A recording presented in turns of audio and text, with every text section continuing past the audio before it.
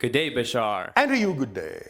All right. Well, I have a couple questions today. Last time I spoke with you, we spoke about belief and enlightenment.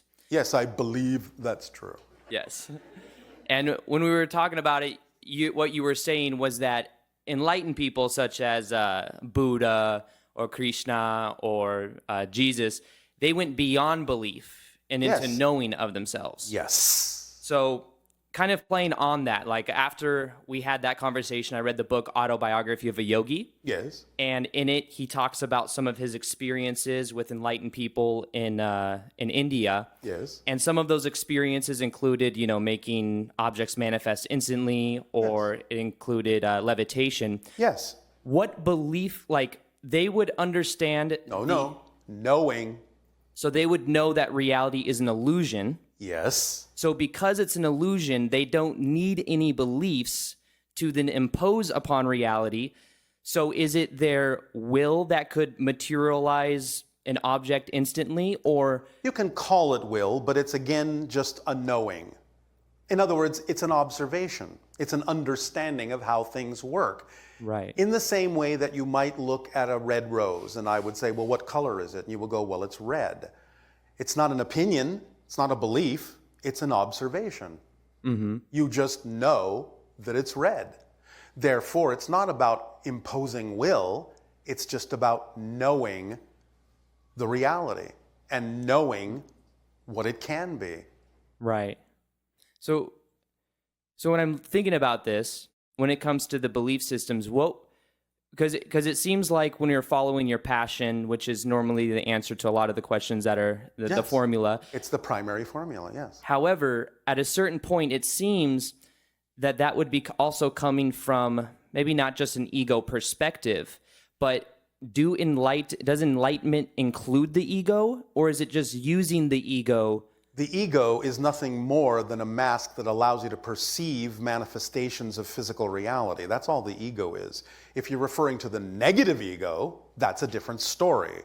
But the ego is just a diving mask that allows you to see clearly in the environment that you've dove into. I see. So, okay. It's a pass-through structure. So what would be... So the process, if we were to talk about enlightenment as a process, so some of the people that may have gone through and had enlightenment, like the people spoken about in Autobiography of a Yogi, what would a process like that look like? They just have this realization? It can look like almost anything, because each and every one of you has a unique process. Okay. So it can look like whatever works for you. Now, some people will follow generalized cultural processes that might work for many of them because they understand they're part of that culture. It's their reference point, and therefore they know that that's the permission slip that can work best for them. But again, it still comes down to an individual way of doing that. Even though they may be following the dictates of a culture, they're still going to do it their way. There might be a very slight difference, but a difference there will be because they're a different person. So for that process, most of it would be awareness. Awareness of what reality really is. Awareness that you're creating it. Awareness of how it works. Understanding what we call the instruction manual. So that when you understand it as an observation of the structure of existence, then it's not a mystery that by following the instructions, things happen. Because that's the way it works. It's that level of knowing. It's that level of understanding. It's that level of seeing what is.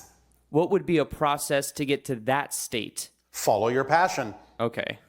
Because that brings you, through synchronicity, whatever information you need to continue toward the idea of full enlightenment. It's a self-guiding, self-perpetuating, self-navigating, self-expanding formula that will allow you to realize your full potential of enlightenment and awareness.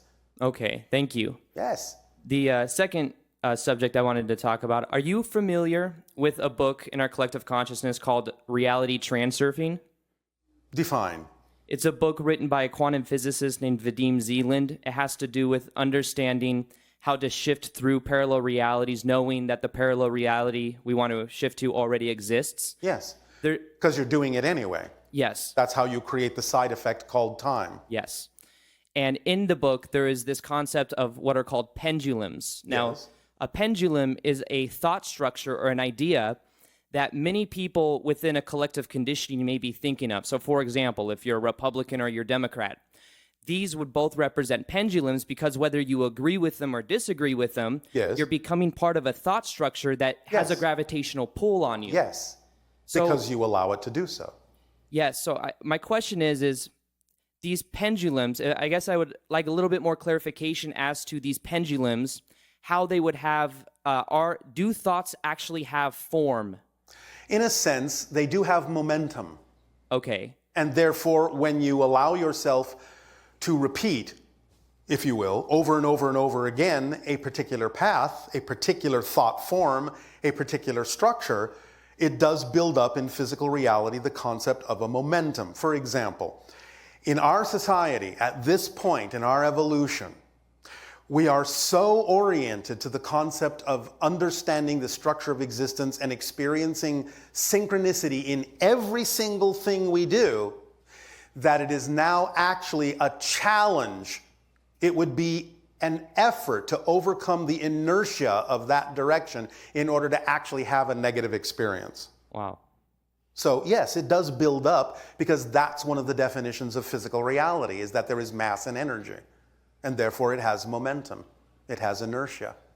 Okay. So That's what the pendulum is about. Building up a sense of inertia or mass that then may seem to make things difficult to swing in a different direction, because that's one of the definitions you have bought into of physical reality.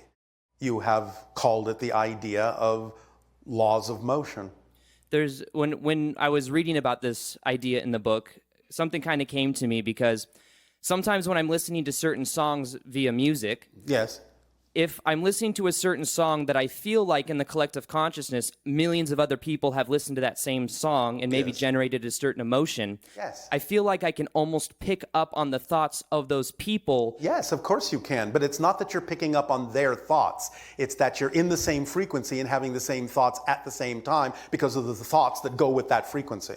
Because I you're putting see. yourself in a certain state. That's why we say telepathy is not reading someone else's mind. Right. It's being on the same wavelength and having the same thoughts at the same time synchronistically. I see. That's how that works. Thank you. You're welcome. Does that answer your question? It does. One other thing I wanted to touch on with the pendulum idea is Yes. understanding, you touched on it earlier with archetypes. Yes. The archetypes within our collective consciousness. Yes. If we are unaware of the archetypes, do the archetypes still have power, not over us, but do they still influence us? Because it's where we've They incarnated. can, depending upon the level of unawareness that you have agreed to abide by. So in other words, if you're simply saying it's okay for them to have that influence because I don't really need to know about it, I'm running on automatic because I need to pay attention to other things, then yes, the so-called influence can be built into the structure. But there can be levels where you simply realize that there is no influence at all, whether you're aware or unaware of it, because that's what you've chosen as a theme. Okay. And it's not necessarily relevant for influence from that particular archetype, at least not in any major way that would be discernible in your life. I see. But generally, you have agreed to play by the overall rules of the game. We often use chess as an analogy for your people because it's a game you're familiar with. You may say, well, I'm going to play chess, therefore I have to abide by the rules of chess, otherwise I'm not playing that game. But you don't necessarily have to pay attention. Once you understand the rules, you can focus on other things. You can focus on what kind of pieces you're using, what they're made of, what your strategy is, so on and so forth, without necessarily having to pay attention to the rules anymore because they're so ingrained that it's automatic. It's sort of like that. I see. Yes. Thank you. And then the third topic that I wanted to touch upon, when my mom was pregnant with me, she had an ET experience. Yes. And she had a good memory of it. She never told my dad, though, because she was worried about what my dad would thought, so she kind of held it in for a while, but had to do with her being on a table. And, Yes. and she was paralyzed from like the neck Part of down. the hybridization agenda, yes. So what was that? I just told you, part of the hybridization agenda. But it has to do with me specifically? Well, alterations genetically were made because the new generation of people now for quite some time are not just a new generation. They are a new species. I see. It seems like a lot of people my age that Yes. I'm friends with have had, their parents may have had miscarriages. Yes. And Although some of them are not miscarriages. Well, what I figured was, oh wait, so then some of those may have actually gone off planet? Yes. Oh wow. So it may have not been me, because my mom had a miscarriage before I was born. Yes. So I thought originally I was trying to come through, but maybe the energy That wasn't. can be the case too. I'm not saying everything is Right. a hybrid child being taken to another level. There are many things that happen in those ways. You just have to take it on a case-by-case basis. I see. Do I have hybrid children? Do you have hybrid children? Yes. Not in the way you mean it, no. But Okay. you are familiar with the hybrid children that you are related to and have I see. interacted with them, I see. mostly in what you would call dream time. Okay. And in dream time, it seems like the things, I guess, for most people, just in general, when we're going into dream state, one thing we may do is look at probable realities we could experience, setting up Yes. certain appointments. Yes. And then another thing could be just being at higher levels of consciousness or in different dimensions. And another could be that you are forming memories from experiences you're having in other realities that simply comes through as what you call a dream. But your physical mind can only make so much sense out of things that happen in other dimensions. So it will use whatever props it is familiar with, and that's why some dreams may seem to be a little disjointed and crazy. That don't make sense because there are only so many props that the physical mind can use to represent what might have happened in a reality in which those props don't exist. I see. And when it seems like as well, a lot of people in general have connections to Arcturus, Pleiades, Sirius. It's common for your planet to draw upon those connections, especially in this day and age, because this is the age of transformation when you're becoming aware of the fact that you're not alone in the universe. So it's that we all have many connections to those different star systems. Yes. But also because of the time of transformation that we're on. Yes. Okay. Does Awesome. that help? It does. Thank you so much, Bashar. You are welcome.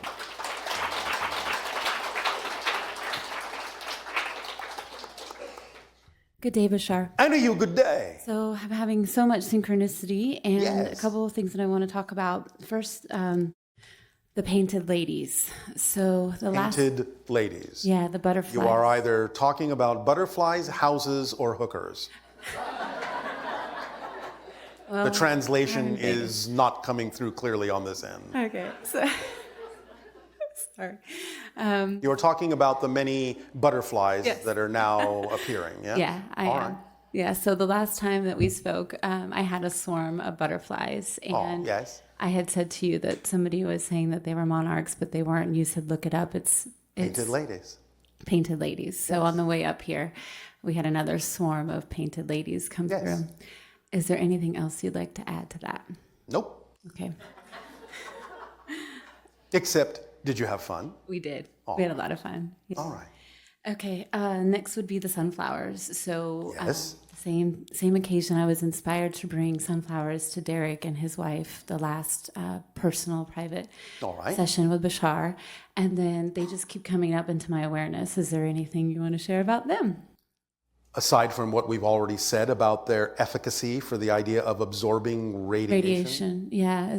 So can you maybe go into how they do that, or can you share some details? An extract of the seeds can be created and put into a type of organic plastic matrix that can be used to absorb radiation, to shield from radiation, Okay. and to even draw the idea of radioactive particles from the body. Okay. Perfect. That's really good. And Yes. then infinity is such a strong synchronicity in my life. And I had an experience last week. I was getting an energetic entrainment, and I had these energetic crazy eights, is what I want to call them, reverberating up and down my body. So it started in my jaw. It was Yes. going around and around like infinity loop, and then it just kept bouncing up, bouncing down, Yes. bouncing up, bouncing down. And now I'm getting it during meditation. Can you share any more insight? Well, about obviously, as you increase your frequency, you become a better receptor for higher frequency energies. And they can, in a sense, go through your body in a way that creates a certain kind of resonance that will open you up to even more frequencies and make you a better antenna, so to speak. Yeah. So you are refining your capability of processing higher level frequencies. Okay. So the antenna, I've been an antenna, I would say, for lots of people to help facilitate them healing themselves in Yes. some pretty exciting ways. Yes. So just having a little trouble with myself. So I've been able You're to having trouble with yourself. healing myself. Yeah. In what way? So I have an issue, a fun, exciting challenge with my foot. It has like it's pinching a nerve. The bone is growing in a deformed way. All right. And So I've been what does that allow you to learn that you otherwise wouldn't learn if you didn't have that experience? that I'm not trusting the support, not stepping forward in my life in the way that And why not? and I am now. All and so I right. feel like I'm ready to shift that. But don't focus on it as needing to shift. Yes. Otherwise, you're making it conditional again. Okay. If you truly use up all of the information and all of the lessons that you created that experience for, it will transform. But if you stay insisting that it must, you haven't changed. Yes. And so that's the paradox of the situation. Yes. So I've been able to get it to improve about 23% through All right. before and after. All you need to really do is put your best foot forward. I knew you were going to say that. How psychic of you. Okay. And so I guess where my knowing, it's this knowing of the reality of it is healed. And so I have the ability to do that for other people, healing broken bones, tumors, all kinds of pretty exciting ways.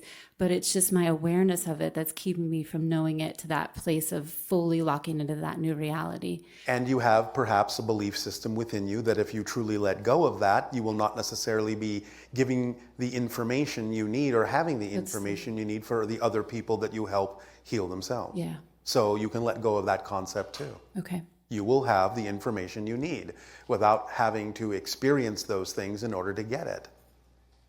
If you let go of the belief that that's the only way you can get the information is to experience those things. Thank you. That's Yes. very helpful. Okay. And then,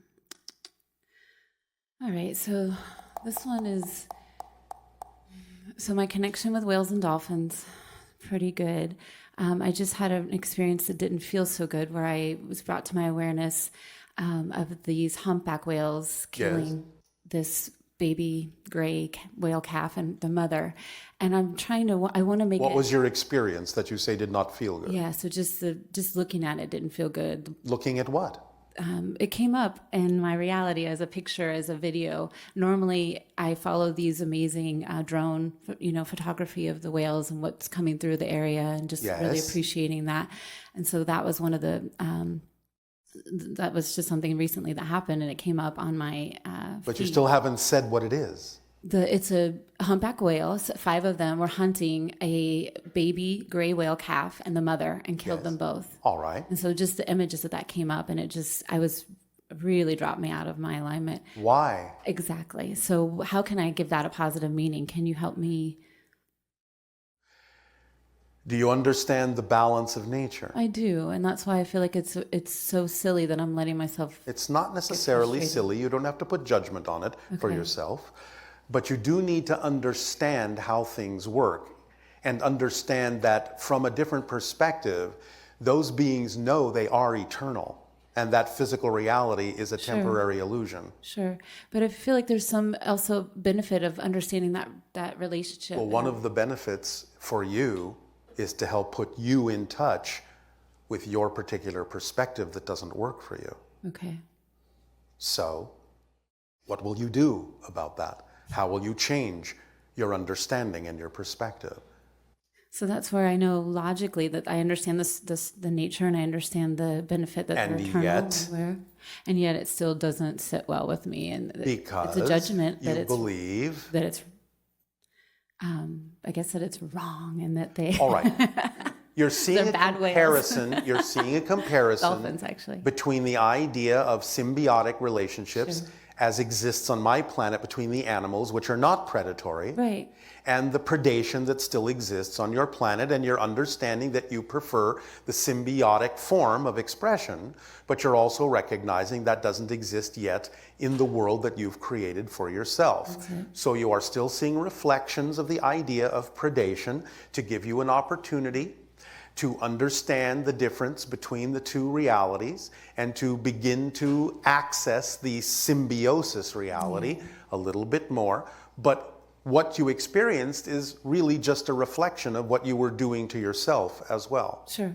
Because the idea of believing that you need to harm yourself in order to understand what you need to understand is a form of predation on yourself. Absolutely. That's You understand? perfect synchronicity. So it all works that way to put you in touch that you have that particular perspective, that there's something wrong with it, instead of allowing it to be what it is for its own sake, learning from it so that it can change in your particular perception and experience of reality without invalidating the other experience in a different reality. You have to get over the idea of invalidating what you don't prefer while you're validating what you do. It all has to be equal in its own eyes, in its own way, in order for you to actually have the ability to choose what you prefer.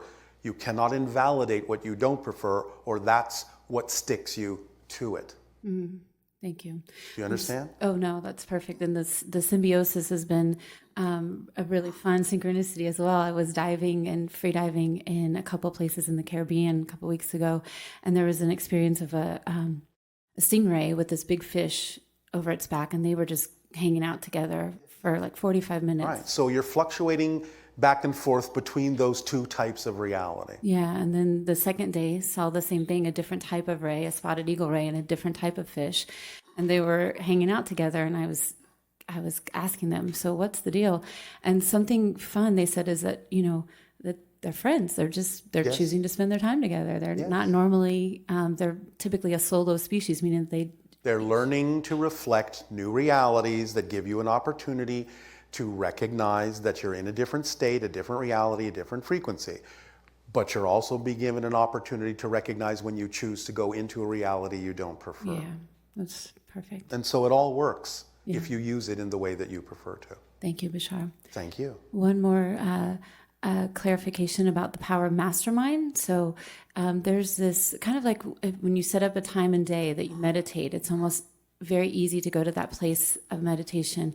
If, for me, when I'm consistent with my schedule, it's like my body already knows. All right, if that's your permission slip. And it's been the same case with this mastermind I'm going to every week. It's this energy of this collective. Yes. So I want to talk about that power of the energy of mastermind. Can you go into... Again, it's your permission slip. Yes, I know. So you're giving it the power to work for you. Okay. That's the way your belief system prefers to arrange the concept of recognizing your own power to change.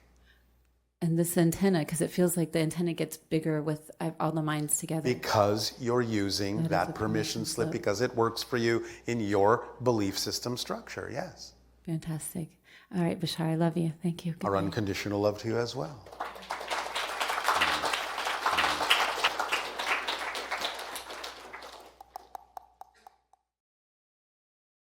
Good day, Bashar. And to you, good day.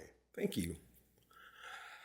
I did not have a question prepared, but off the top of my mind, Yes. I'm curious, perhaps as far as what challenges the human race faces in terms of our existence. What challenges the human race faces? Sure, From what, now to the end of eternity? sure. If there is an end to eternity. Well, in a sense, there is. Because eternity is a temporal concept. Isness just is. Isness is not the same thing as eternity. Eternity is a temporal concept. Do you understand? Yes. Are you sure? Yes. All right. Well, you're going to obviously face many challenges. Challenges of the spirit, challenges of the mind, challenges of physical reality, environmental challenges, of course, because you're experiencing a lot of that now. It's really the challenge of deciding who you are and letting yourself be that being, and then experiencing the reality that goes with it. That's really the fundamental challenge. Any challenge you experience in any way, shape, or form is fundamentally reduced down to the challenge of being yourself and what you create in your reality that puts you in touch with that and allows you the opportunity to be that. So any number of different ways of expressing that challenge can happen in your reality. Challenges of health, challenges, as we said, of environment, challenges of social, spiritual, abundant belief systems, all sorts of challenges that you have created on your planet to put you in touch of when you're out and in alignment with your true self. That will be the case on and on and on in different ways. Are you asking for some particular specifics? I guess in general senses just to apply towards everyday life, which... Well, again, the greatest challenge is overcoming and transforming those things that you buy into that prevent you from being your true self. In that sense, there is no greater challenge. No matter how it may manifest outwardly, it's all from the idea inwardly of the opportunity and attracting opportunities and circumstances and situations to allow you to face the challenge of accepting your true self, being your true self, acting as your true self. Doesn't matter whether a meteor strikes your planet, or whether there are wildfires or pollution or political or sociological or financial change. Those are all outer reflections of the greatest challenge of being yourself. Because it doesn't really matter what happens. It only matters what you do with what happens. Following my excitement. Would that be one of the things that I should be doing? It's not should. Will. It's a choice. So, are you acting on your passion to the best you can with no assumption or insistence on the outcome and remaining in a positive state no matter what happens? Yes or no? Yes, always. Well, then, you will face your challenges in the way that you design them to allow you to continue on that path. More and more consciously. Yes? Yes. Then what else is there? Dissolving the idea of fear, I suppose. But isn't that what I said? It was. Belief systems will come up because that's one of the tools in the kit of excitement, the reflective mirror that points out anything that's out of alignment in your belief system with who you prefer to be. But that's part of your excitement, to find things within you that are not your excitement. Yeah. That's how it works. That's the process. It feels that way. It goes that way. So, you don't necessarily need to focus on the specifics of the challenges. Just face them as they come. Fair enough. Yes? That's wonderful. All right. Thank you. Thank you, Bashar. Have a nice day.